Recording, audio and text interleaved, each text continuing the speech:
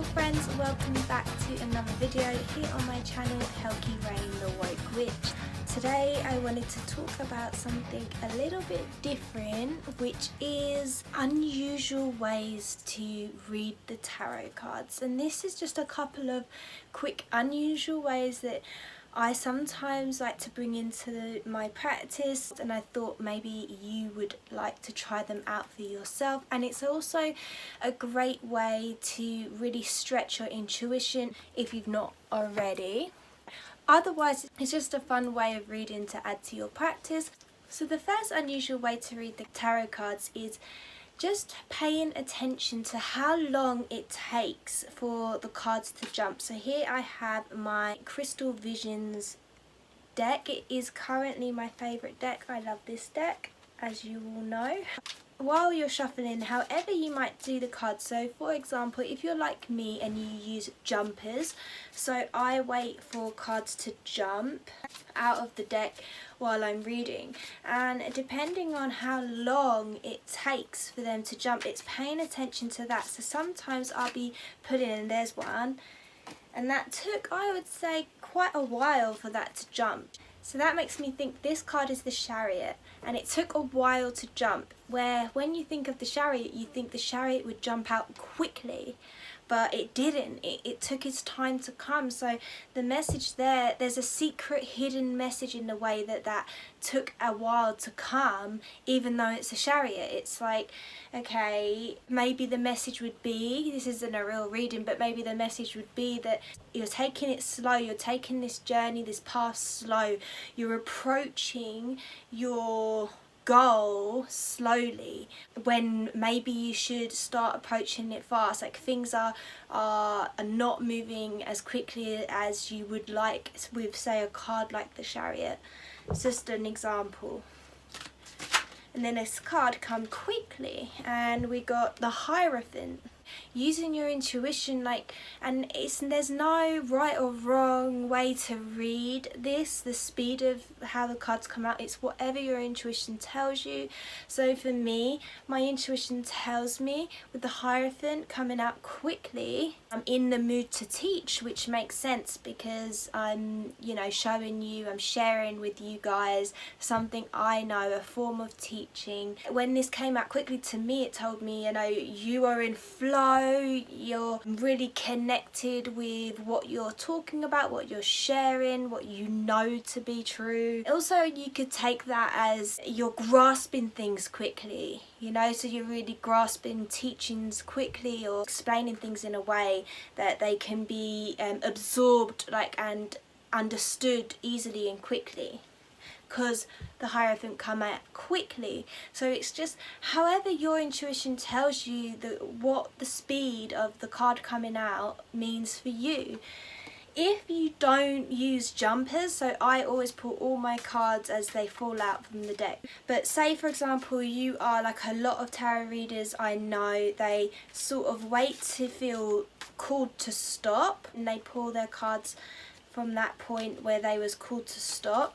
And what I would say, you can still use this technique with that by how long does it take you to feel like you should stop, you keep going, and how long would that take? And maybe for example, the Sun came out, all the major arcanas are coming out. Obviously you've got a whole spread of cards, so you're not comparing it with one card, but however long that took is sort of maybe the speed of, say it's a question of, I'm dealing with this issue and what's going to go on with that. And if it takes ages for you to to feel that calling to stop, then this is like a slow moving agenda. It's a slow moving question. Whatever the feedback is from the cards, it's something that's going to take time and maybe be resolved a bit slower, and vice versa. If you felt called to stop within a couple of shuffles, then this is an issue that's going to be sort of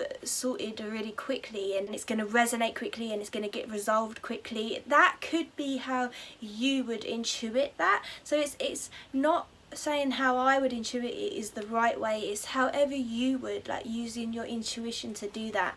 I don't know if you already do that, but just taking into the account like that speed and bringing it in with the cards and the reading. So another unusual way to read the cards is whilst you're shuffling, while you're bridge shuffling, rifle shuffling, however you would call it. I haven't got a table in front of me where you can't see down here. So when people shuffle like this,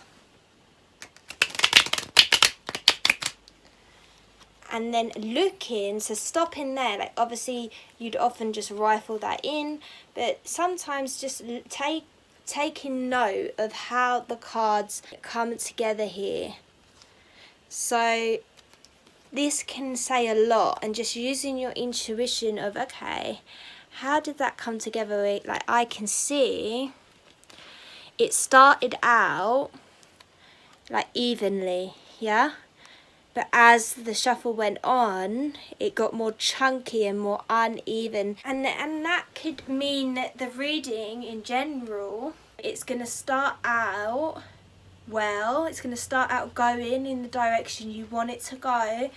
But then, you know, you might be hearing some home truths. And then things might be getting a bit more, you know, rough around the edges, like a bit harder to accept, harder to soak up. You could intuit that very differently. Let's do another one and see how it shuffles.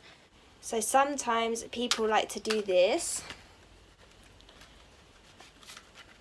shuffle in like that, and then just stopping and really looking at how did those cards cut in, yeah?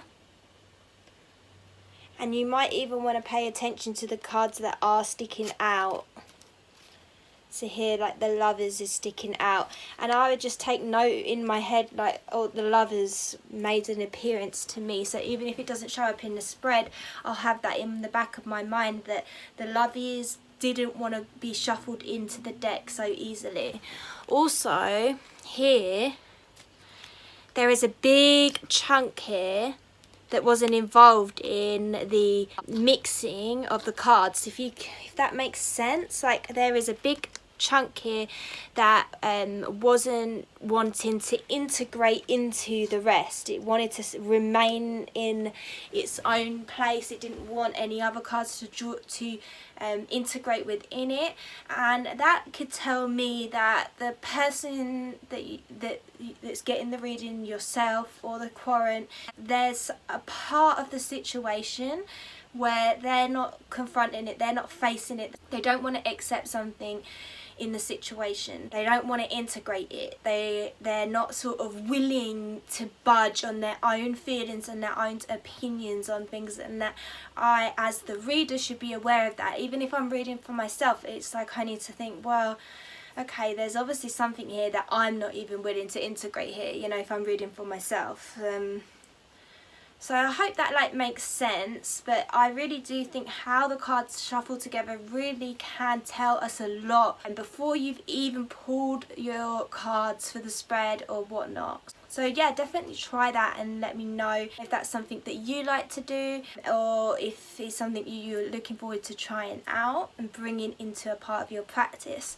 So the last thing that I want to talk about for unusual ways to read the cards, and I think this is more of a common thing that I think a lot of you will already do, but I thought I would just chuck it into this video anyway, and that is when you've laid out a spread. So I'll just use these cards that have already fallen.